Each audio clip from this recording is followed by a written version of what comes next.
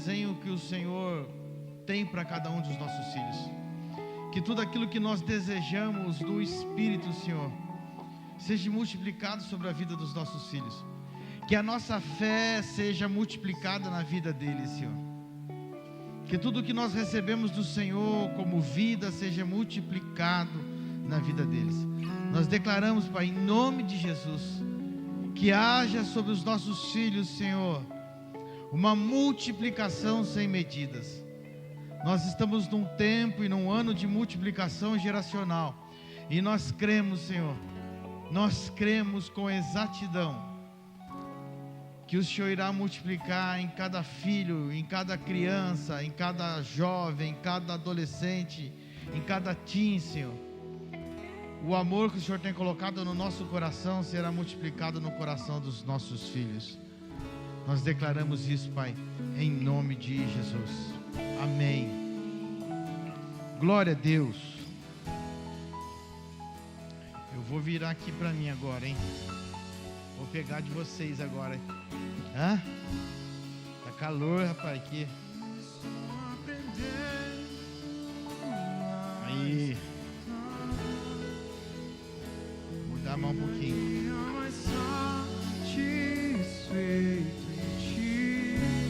Agora ficou bom. Amém? Queridos, só tem notícia boa hoje. O pastor Daniel já está de alta, né? Já está dirigindo, né? Já tá com a sua vida independente de volta, né? É o que ele mais queria, era dirigir, né? Ele ficava toda hora, eu quero dirigir.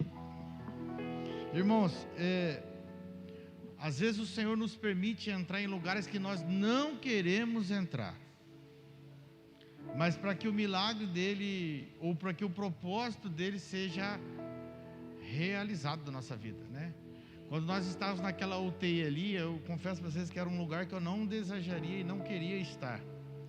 Mas na UTI, através de nós estarmos ali, pessoas foram curadas, que o Senhor nos levou para orar. Tinha um rapaz que estava, eu contei aqui o testemunho para vocês, que ele estava praticamente assim, ele estava com uma infecção generalizada, que ele não conseguia mais nem dormir, nem comer, nada, a garganta toda seca, e ele berrava dia e noite, né?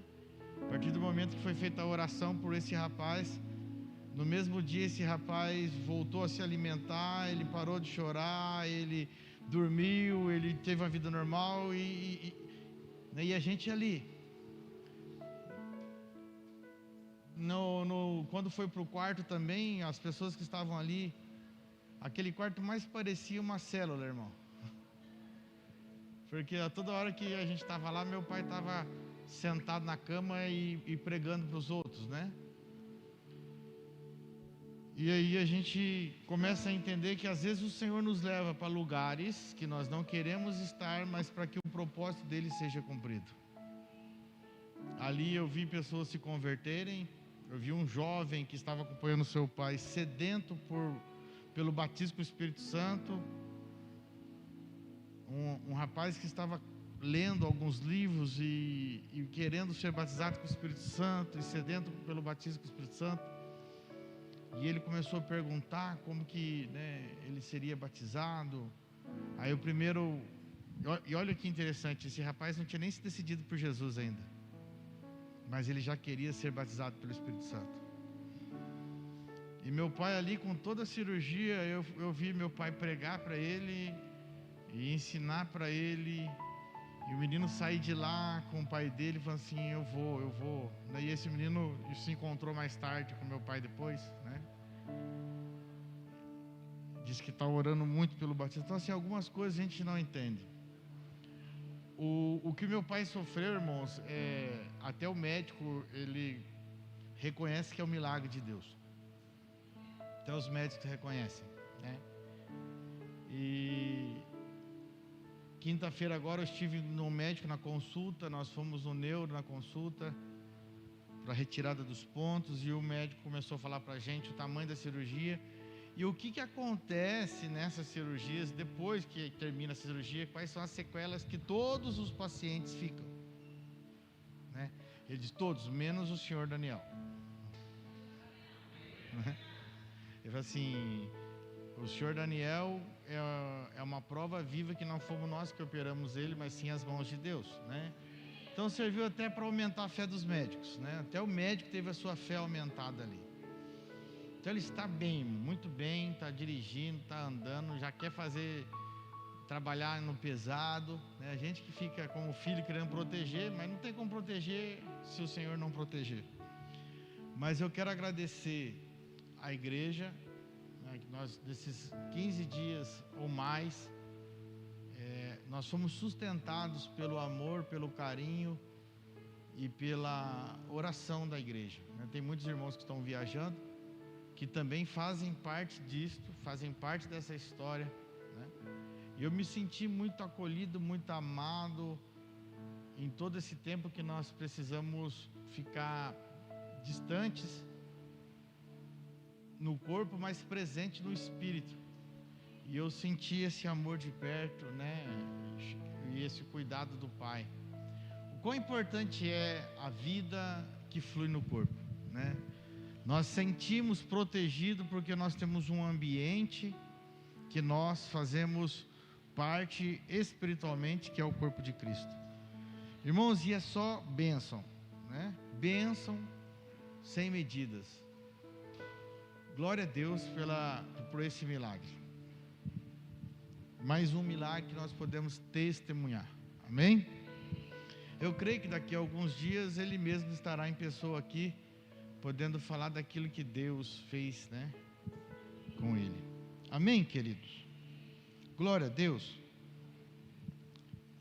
Querido, eu tenho uma palavra para este dia. Eu sempre ouço dizer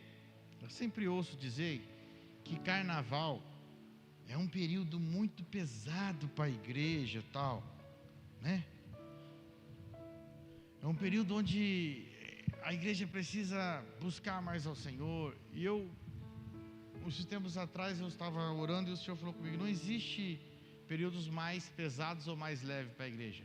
As trevas, ela não tem data específica para ela lutar. Somos nós que não devemos baixar a guarda em momento algum. Em momento algum, né? E aqui na nossa casa nós temos um costume que nós não marcamos nenhuma agenda mais pesada até essa data de fevereiro, e as agendas da casa começam a ficar mais intensas depois, né? Porque a gente deixa essa data para as famílias saírem, passearem, viajarem, é o que acontece bastante. Aí alguém falou para mim assim: pastor, mas isso é perigoso, o senhor tem que levar os irmãos para se retirar, para eles não se contaminar com o mundo, né? É uma boa preocupação, mas não é isolando as pessoas do mundo que você vai impedir que o mundo chegue até essas pessoas, né?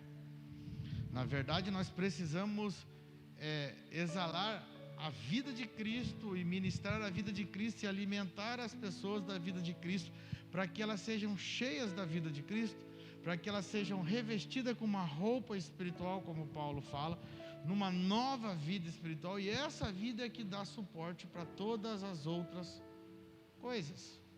Nenhuma tentação chegará à nossa tenda, desde que nós já estejamos revestidos da nova roupa espiritual. Vocês conseguem compreender isso no espírito?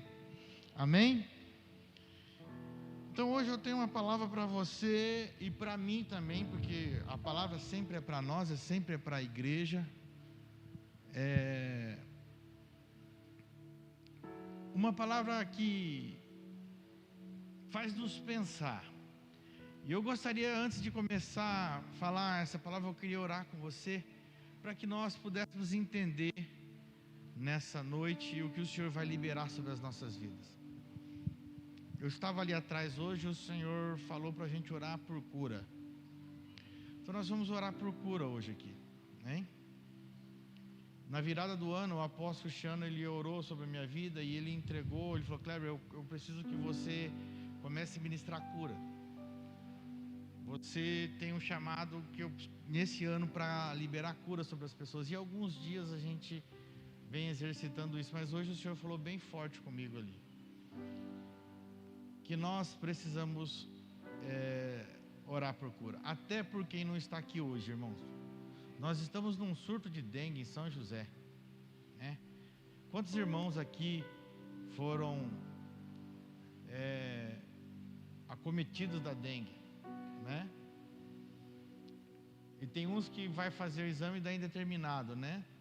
Mas nós estamos num surto, e não só isso, nós vamos orar por cura hoje. Então, eu quero ser breve na ministração aqui, porque nós queremos ter um tempo para orar e ministrar sobre a sua vida por cura. E nós vamos orar até para aqueles que não estão aqui, aqueles que estão cuidando dos seus parentes. Tem uns que não estão enfermos, mas estão cuidando dos que estão enfermos. Parece assim que no ambiente espiritual, tudo que o líder começa a viver primeiro, parece que a casa começa a viver por consequência, né? Eu passei um tempo cuidando dos meus pais, e agora alguns irmãos também estão cuidando dos seus pais, dos seus irmãos.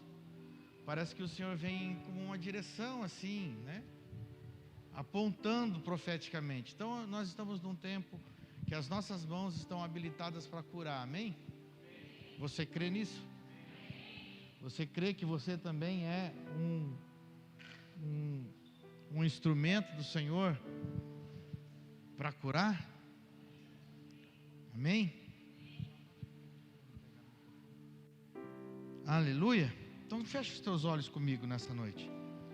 Senhor, nós te agradecemos, Pai. Te agradecemos porque Tu és um Pai de amor. Te agradecemos porque a Tua vida exala em nós como refrigério e como combustível, Senhor, que nos faz avançar muito acima das circunstâncias, que nos faz, ó Pai, andar muito acima dos limites humanos. Nós somos completamente, Senhor, abastecidos da Tua vida, a vida que nos regenera dia após dia, uma vida que nos traz uma alegria plena todos os dias, uma alegria que não está contida nas coisas terrenas nem nas posses materiais, mas sim na plenitude do governo do Teu Espírito. E nós Te agradecemos, Senhor, por vivermos esse ambiente, por vivermos essa verdade que governa a nossa alma, que governa os nossos pensamentos. Senhor, eu declaro nessa noite que toda prisão, que toda artimanha maligna, Senhor, contra o nosso intelecto e contra a nossa mente, todo aprisionamento da nossa mente seja destruído nessa noite, eu declaro em nome de Jesus. Que toda barreira que principados e potestades criam para que nós não consigamos compreender, Senhor, as imutáveis, insondáveis e infinitas maravilhas de Deus, através da Tua palavra revelada, Senhor, sejam hoje quebradas e dissipadas. Que a nossa mente agora, nesse momento, eu declaro, Senhor, seja totalmente levada cativa ao senhorio da Tua verdade, Cristo em nós, a esperança da glória.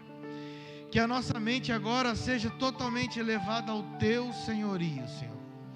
Nós declaramos, em o nome de Jesus, um tempo onde nós conseguimos e teremos condições de avançar, Senhor, segundo a revelação do Teu Espírito.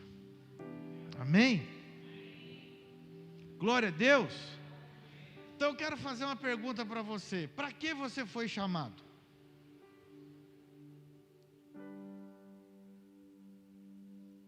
Para que você foi chamado?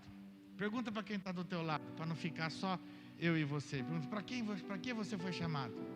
Olha nos olhos dele, espera uma resposta. Ou para que você foi chamado? Irmãos, essa é uma pergunta muito forte para se dizer, né? Porque cada um de nós poderemos dar uma resposta. Amém? Mas talvez esta resposta ela não seja convincente ao Espírito Santo. Você crê nisso? Ela pode ser muito convincente a nós, homens, pode ser muito convincente às pessoas que estão ao seu redor, mas ela pode não ser convincente ao Espírito Santo. E eu quero ministrar com você hoje aqui sobre o nosso chamado. Você sabia que você tem um chamado? Todos nós temos. E esse chamado, ele é muitíssimo precioso. Por quê? Porque ele não nasceu quando você foi fecundado. Ele nasceu muito antes disso. Segundo Efésios 1:4 diz que o Senhor nos escolheu nele antes da fundação do mundo. Então você foi chamado por Deus antes que ele formasse o mundo. Nada de Deus é à toa, irmão. Ele formou o mundo para colocar você no mundo, para que o chamado que ele já tinha colocado em você antes do mundo fosse realizado. Então abra sua Bíblia comigo e na carta de Paulo a 2 Coríntios capítulo 3 e versículo 4. Carta de Paulo aos Coríntios 3 e 4. E você sabia de uma coisa interessante? Lá em Ezequiel e lá em Apocalipse fala a visão daqueles seres celestiais que tinham 4 faces, né? Um tinha a face de homem, o mesmo ser, ele tinha 4 faces. Uma das faces era a face de homem, a outra face era a face de águia, a outra face era a face de leão, e a outra face era a face do bezerro ou do boi, dependendo da tradução, né? E nas suas pernas ou nos seus pés, de acordo com cada face, haviam rodas, não era isso que fala lá? E eram rodas que possibilitavam esses seres movimentarem rapidamente conforme o Espírito os comandava. Então ele tinha também rodas, a face de homem tinha rodas para se movimentar e sempre movimentava para frente. A face de leão tinha rodas para movimentar e sempre se movimentava para frente. A face do boi tinha rodas e sempre se movimentava para frente. A face da águia tinha rodas e se movimentava para frente, sempre ao comando do Espírito.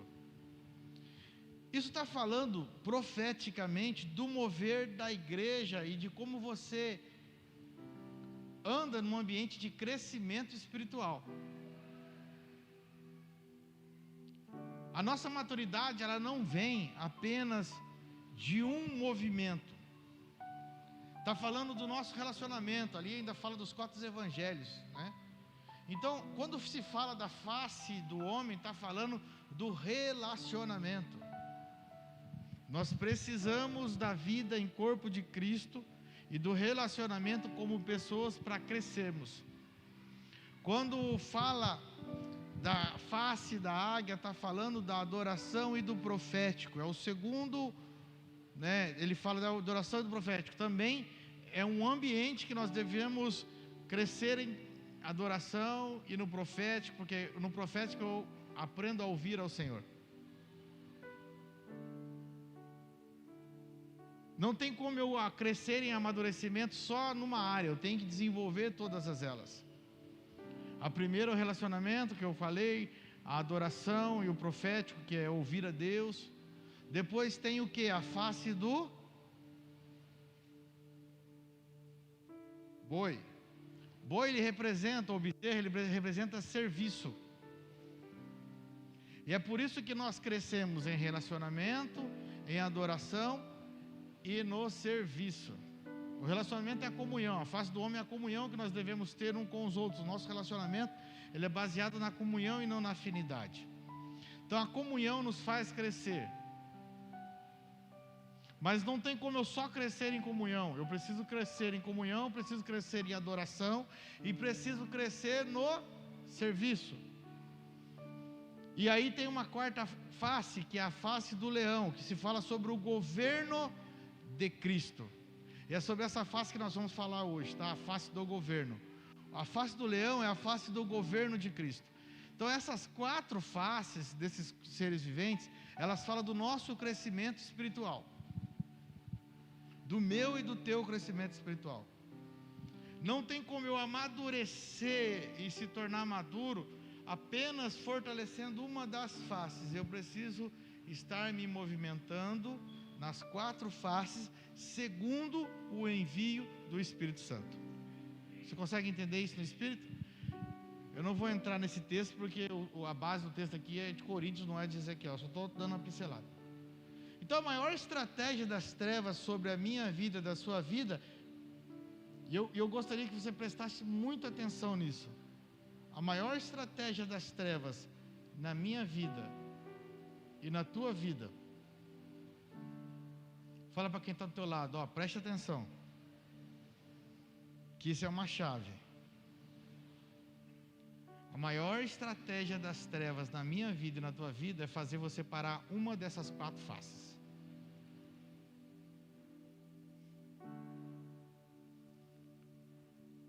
Se você para com a comunhão, você enfraquece.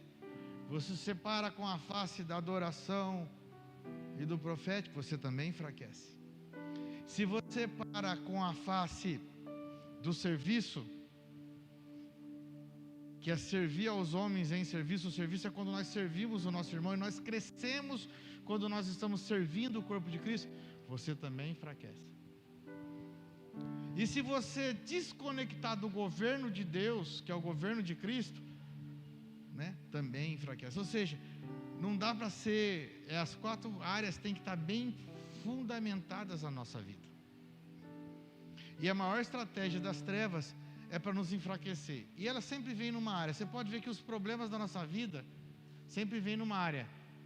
Ou é na comunhão, que aí você começa a ficar chateado com alguém. Aí você começa a deixar que a afinidade seja maior do que a comunhão. Aí você enfraquece no relacionamento. Ou é no serviço, você cansa de fazer, né? Na verdade você começa a achar defeito naquilo e tal, e começa...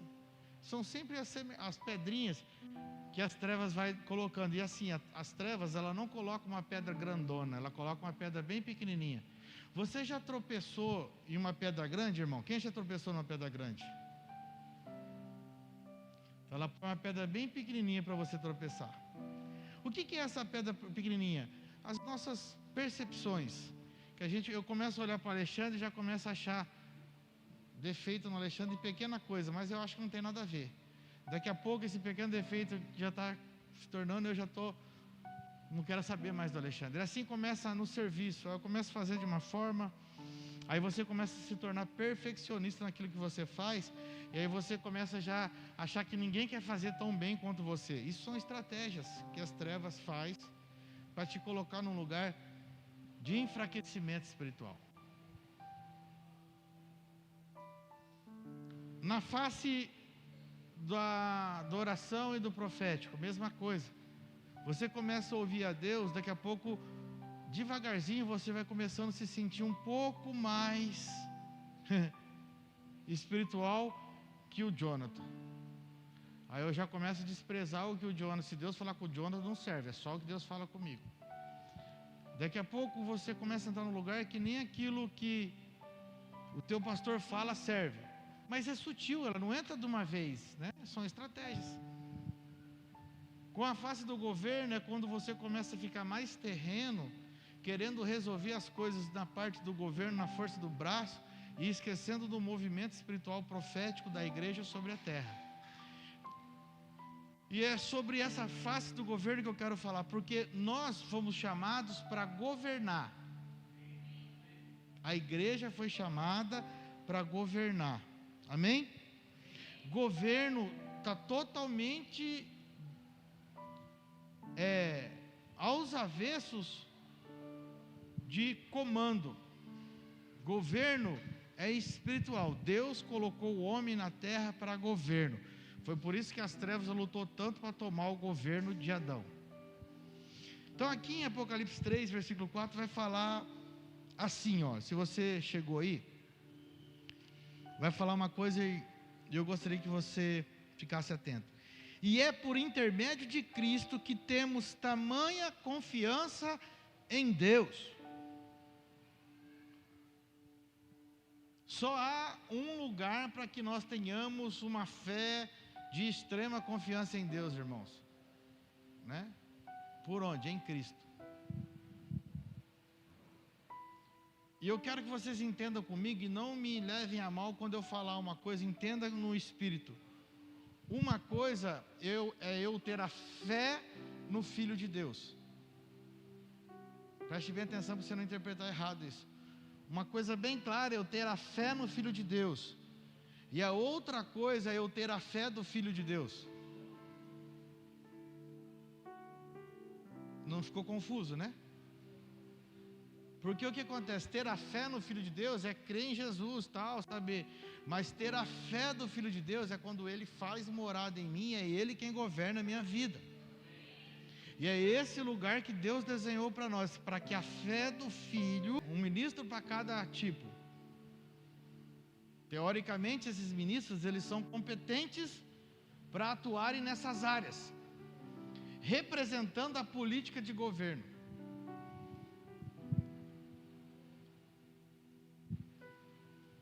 E eles levam a política do governo vigente, né? Tanto é que quando muda governo, muda tudo.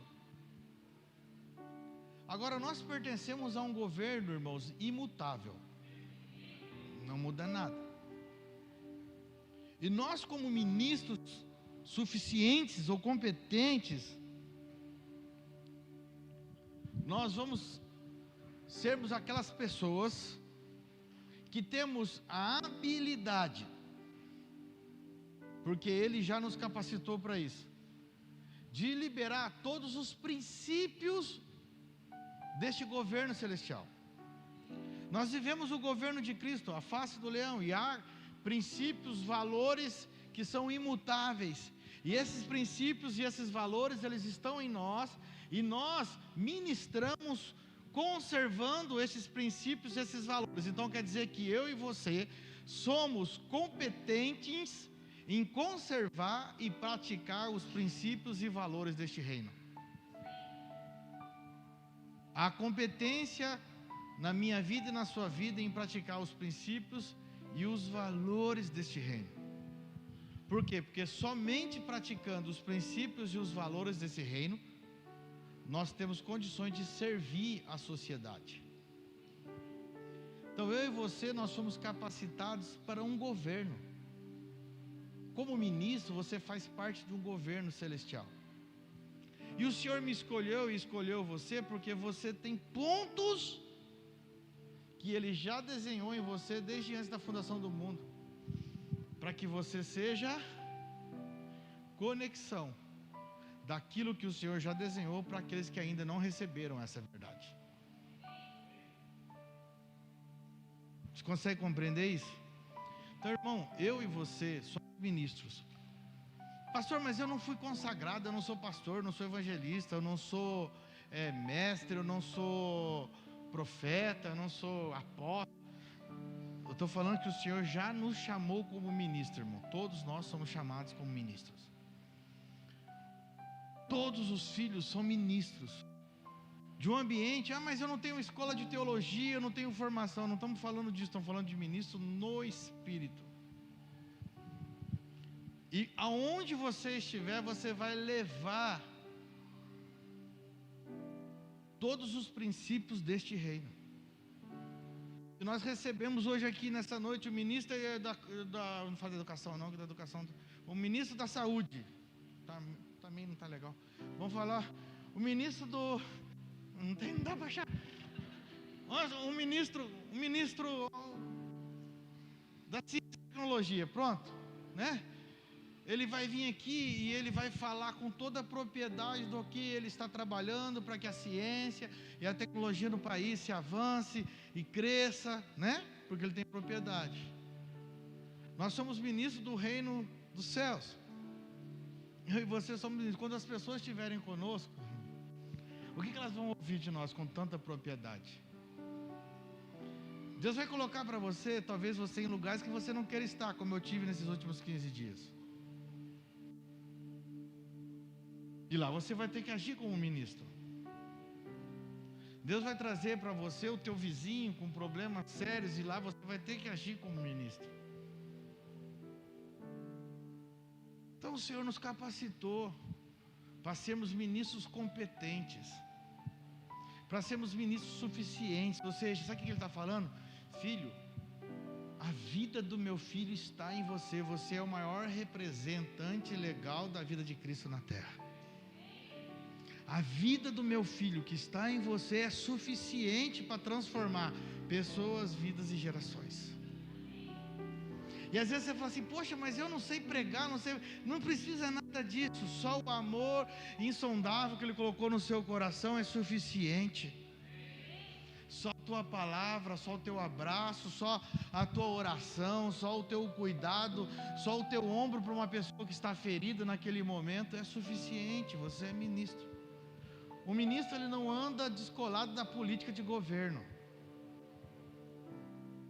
E a política de governo nossa é paz, alegria e justiça. Justiça, paz e alegria. Então nós promovemos isso, irmãos. Porque como filhos de Deus, aquilo que o Senhor transformou em nós e gerou em nós, nós vamos levar para a nossa geração. Então o Senhor te chamou e te capacitou. Ele não só falou assim: ó, vai lá. Não, Ele te capacitou. Deixa eu falar uma coisa para você bem clara: você é capacitado. A palavra está dizendo para nós, e nós cremos na palavra. Através de Cristo nós temos fé e cremos em Deus. Muitas das vezes a nossa mente humana quer impedir que nós realizemos aquilo que o Senhor já colocou em nós. Você é capacitado. Você é capacitado para liberar vida, para liberar cura, para liberar uma palavra. Você é capacitado. E eu falo com propriedade disso, porque em Pedro 2,19, 1 Pedro 2,19 diz o que para nós? Que nós somos o que? Geração eleita. Se quiser colocar aqui, faz o favor. 1 Pedro 2,9. O que nós somos?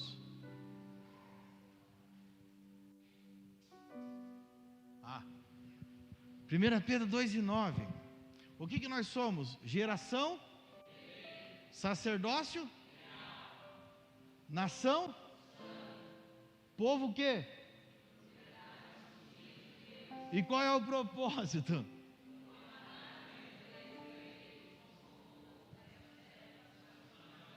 Deixa preso aqui, vocês viram o que nós somos?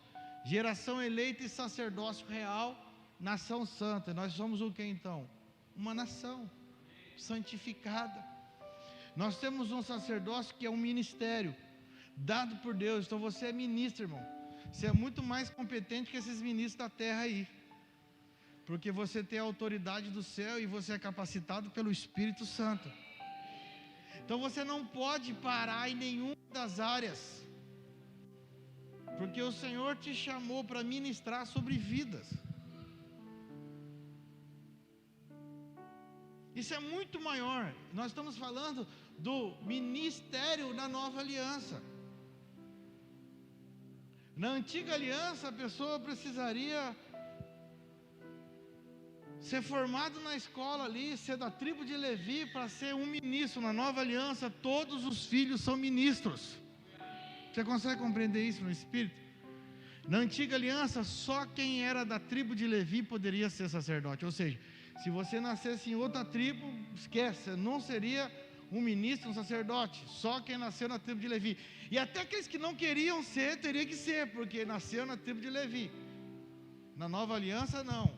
O Senhor já nos capacitou para sermos ministros. Eu e você somos ministros.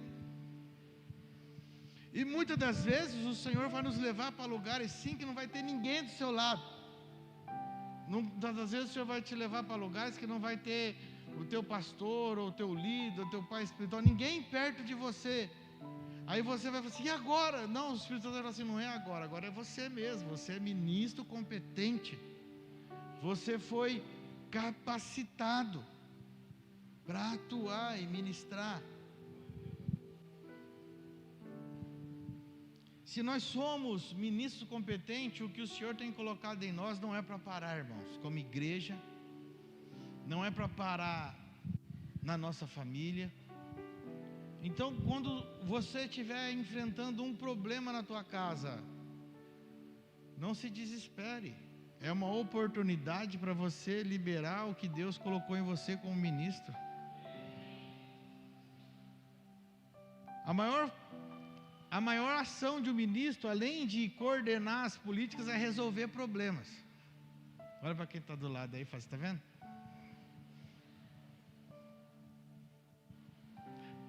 O ministro ele precisa manter toda a política de governo e também resolver os problemas que estão atrapalhando a política de governo. Nós temos uma política de governo, o nosso governo é puro, é santo, de pureza, não é contaminado. A vida de Cristo flui sobre esse lugar, flui sobre a minha vida. Então, quando tiver problema, não se desespere, não é para você se desesperar. Por quê? Porque você é competente para resolver. Por quê? Porque em Cristo Jesus você tem toda a plena confiança, onde? Em Deus. Não é isso que nós acabamos de ler? É isso que nós acabamos de ler. Então hoje nós vamos exercitar isso aqui com fé.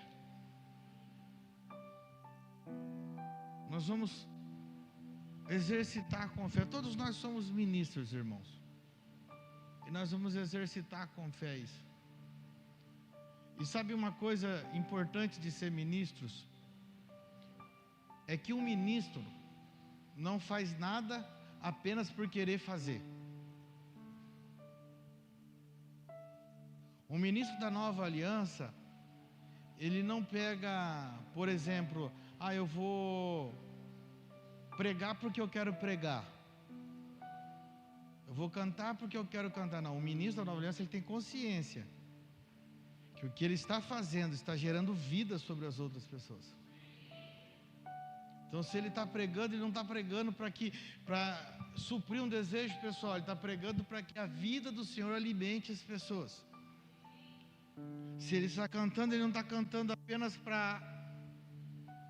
porque ele gosta, porque ele ama, porque a voz dele é bonita e ele gosta de fazer isso. Ele sabe que aquilo que ele está fazendo está liberando unção, vida e a vida de Cristo sobre as pessoas. Eu oro só porque a minha oração é bonita. Não, você ora porque você sabe que a porção de graça que o Senhor colocou em você, a unção que o Senhor te deu para avançar sobre o império das trevas e abençoar as pessoas. Então a nossa oração não passa a ser mais nada individual. Um ministro, ele não trabalha sozinho. Diga comigo, um ministro não trabalha sozinho. É só você olhar dentro de um ministério, quantos funcionários tem dentro do ministério? Não use o Brasil como referência, que o Brasil é sempre acima da conta, mas, né? Um ministro não faz nada sozinho. Então, se nós somos ministros competentes do novo pacto, nós não andamos solo. Nós sempre vamos querer que o corpo seja edificado.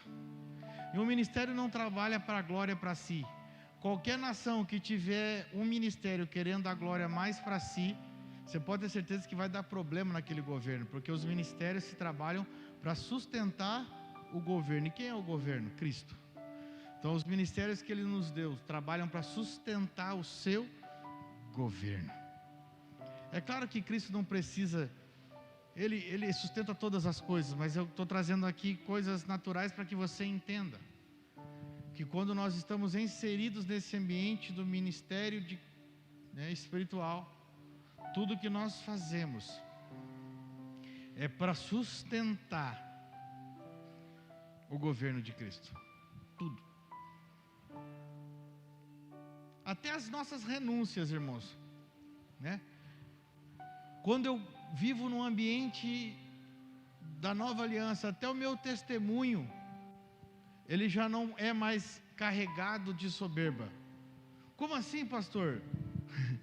Você já viu testemunhos que são carregados de soberba? Aquele testemunho que se autogloria. É porque ainda a revelação de Cristo não chegou. Porque tudo que Cristo fez em nossa vida não é para nos engrandecer, é porque Ele é. Qual que é o maior testemunho? É a vida do Cristo que é exalada em nós, e não aquilo que Ele fez em nós, né? E às vezes as pessoas se corrompem com aquilo que Ele fez, porque é grandioso, né? Quem éramos nós sem Cristo? Muitos aqui eram terríveis sem Cristo, de histórias terríveis, mas isso nada é importante. O que é importante é o Cristo que habita em cada um de nós. Então, quando nós passamos a ministrar, você começa a dar valor ao que Cristo está fazendo no coletivo, aquilo que Cristo está fazendo na sua vida e na vida do irmão, porque você está entendendo isso. E uma das maiores graças da igreja é os 5 ministérios, irmãos, que o Senhor distribuiu na igreja, que cada um serve o outro para que o outro cresça no Espírito, não é isso? Efésios 4:11, até que todos cheguem à plena estatura de Cristo. É ministérios, são 5 ministérios que estão servindo, e esses ministérios estão aí. Então o que eu quero falar para você, que as graças ministeriais, seja ela do pastor, seja ela do apóstolo, seja ela do profeta, seja ela do mestre, seja ela do evangelista, ela pode fluir na sua vida também, de acordo com as situações. Dentro da sua casa tem hora que você vai ter que ser pastor, para pastorear o coração do seu filho, ou o coração da sua esposa, ou o coração do seu esposo. Você vai ter que agir com uma graça pastoral. Você vai ter que sentar com eles e tentar entender o que está afligindo no coração deles. Mas tem hora que você vai ter que ser mestre, você vai ter que sentar com seus filhos e ensinar o caminho, não é assim? Mas tem hora que você vai ter que ser o profeta, que vai pôr a mão e falar: eu declaro assim, assim, assim, assim, e pá.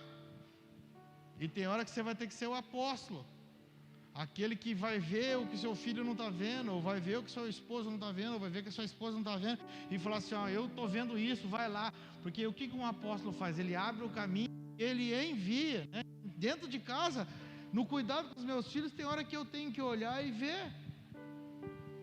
No cuidado com a minha esposa, eu tenho que olhar e ver, e agir apostolicamente com ela. Falar assim: olha, você foi chamada, você não está vendo quem você é, porque o apóstolo ele consegue identificar. E tem hora que você vai ter que ser evangelista. O que o evangelista faz? Ele faz milagres. Tem hora que você vai ter que fazer milagres dentro da sua casa, ressuscitar a fé dentro da sua casa. Você vai ter que orar com seus filhos, orar com a sua esposa. Esse é o trabalho do evangelista, ressuscitar a fé. E às vezes ser evangelista para crente é mais difícil, irmão.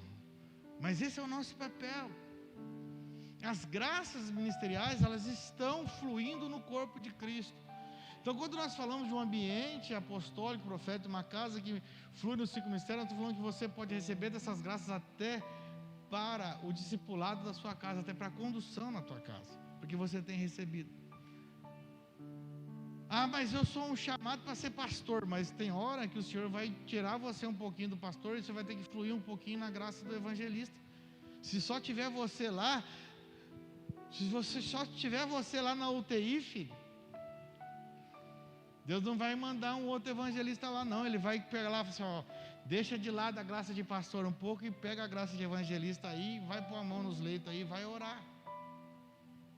E nós precisamos estar ouvindo a Deus. Por isso que as 4 faces lá tem que estar atento. A face do profético tem que estar atento para nós ouvirmos ao Senhor. Ah não, eu sou pastor só lá na congregação, aqui eu não sou pastor. Cara, Você é ministro em todo o ambiente.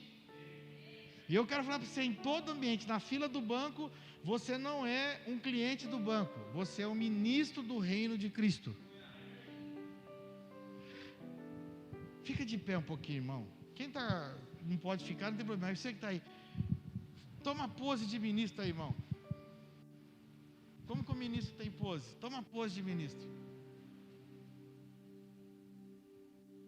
Toma pose de ministro. É assim no espírito que você deve se comportar, querido. É com essa pose de ministro no espírito. No UPA ali, você não é um... Como que chama lá? Paciente? O nome faz jus, que é paciente mesmo. Paciente não é... Você não é um paciente. Você é um ministro do reino de Cristo. Então, quando você entender isso e entender que você é competente, e é isso que nós estamos trazendo aqui, qual é a pedagogia de hoje? Para que você entenda que você é um ministro. Você não está andando à toa, você não está lá no Max Vale fazendo compra à toa, você não é um cliente lá não, você é um ministro. Diga comigo assim, ministro tem responsabilidade. Então, quando você chega lá na fila, lá para pedir 10 pães, você tem responsabilidade. Como que o ministro pede? Como que o ministro conversa? Como que o ministro tem de educação? Qual é a educação? Não existe ministros mal educados, irmão.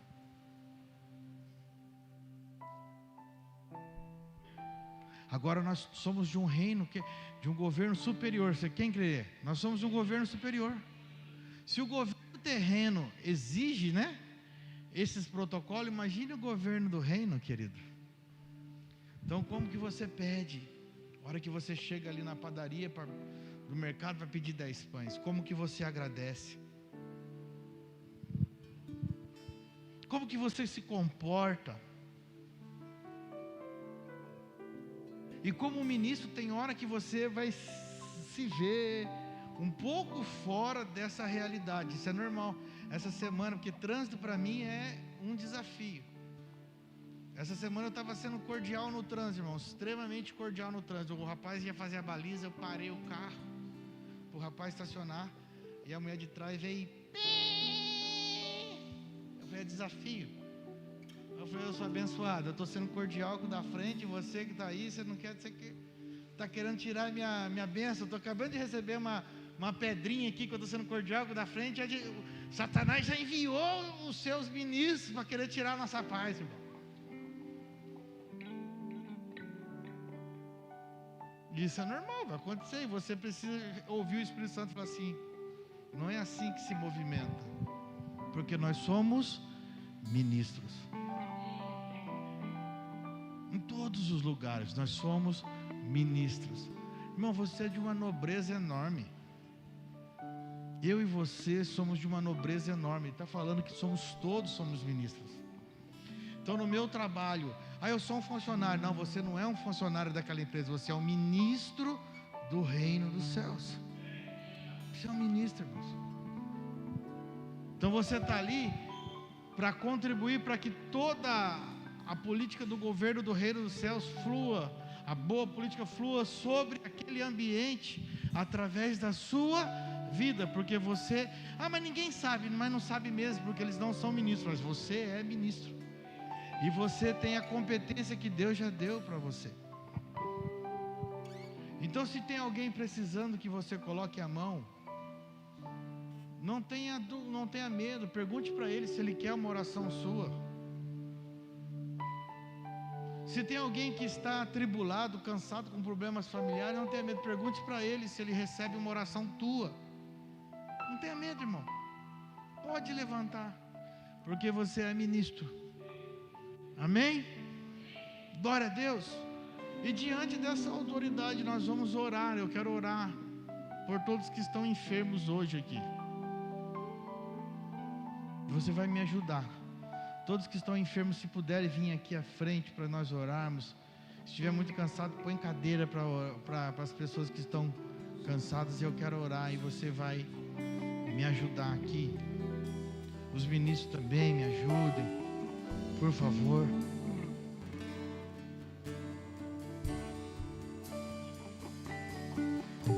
Poder em seu nome, Jesus, pra curar, libertar.